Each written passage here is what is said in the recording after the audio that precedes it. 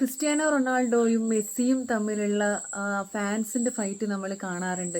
പക്ഷേ Cristiano Ronaldo ഇപ്പോൾ Lionel Messi തകർന്നിരിക്കുന്ന സമയത്ത്, പിതാവിന്റെ വിയോഗത്തിൽ തകർന്നിരിക്കുന്ന സമയത്ത് ഒരു സ്നേഹാശ്വാസ വാക്കുകളുമായിട്ട് എത്തിയിട്ടുണ്ട്. അദ്ദേഹം പറഞ്ഞത്, നീയും നിന്റെ കുടുംബവും കരുത്തനായിരിക്കൂ, എപ്പോഴും കൂടെയുണ്ട്, ഈ പ്രയാസമേറിയ സമയത്ത് കരുത്തനായിരിക്കൂ, സ്നേഹാലിംഗനം എന്നാണ് പറഞ്ഞിട്ടുള്ളത്.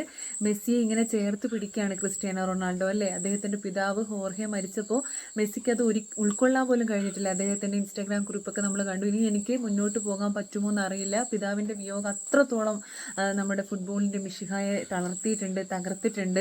ഇനി എനിക്ക് എത്ര നാൾ കളിക്കളത്തിൽ തുടരാനാവുമെന്ന് അറിയില്ല എന്നാണ് പറഞ്ഞത്. ഭയങ്കര വികാരാധീനനായിട്ടാണ് അദ്ദേഹം പ്രതികരിച്ചത്. ഫൈനലിൽ വിജയിച്ച് പിതാവിന് ലോകകപ്പ് സമ്മാനിക്കണമെന്ന് താൻ ആഗ്രഹിച്ചിരുന്നുവെന്നും ശാരീരികമായി തളർന്നതിനാൽ അതിന് സാധിച്ചില്ലെന്നും മെസ്സി സങ്കടത്തോടുകൂടി പറയുന്നു. എൻ്റെ കാലുകൾക്ക് ഇനി മുന്നോട്ട് പോകാൻ കഴിയില്ല, ഞാൻ ഒരുപാട് പരിശ്രമിച്ചു, പക്ഷേ എനിക്കതിന് സാധിച്ചില്ല, എനിക്കൊരിക്കലും സുഖം തോന്നിയിരുന്നില്ല എന്നാണ് ലയണൽ മെസ്സി കുറിപ്പിൽ പറഞ്ഞത്. എൻ്റെ പിതാവിൻ്റെ വിയോഗം എനിക്ക് വിശ്വസിക്കാൻ പോലും കഴിയുന്നില്ല എന്നാണ് പറഞ്ഞത്. അദ്ദേഹത്തെ എല്ലാവരും ചേർത്ത് പിടിക്കേണ്ട ഒരു സമയമാണിത്. അദ്ദേഹം ഇതെല്ലാം അതിജീവിച്ച് കളിക്കളത്തിൽ ഇനിയും ഉണ്ടാവട്ടെ എന്ന് നമുക്ക് പ്രാർത്ഥിക്കാം. ഈ ലോകകപ്പിൻ്റെയൊക്കെ സമയത്ത് എത്ര പേരാണല്ലോ ലയണൽ മെസ്സിയെ ഇങ്ങനെ ഒരുപാട് കുറ്റപ്പെടുത്തി സംസാരിക്കുകയൊക്കെ ചെയ്തത്.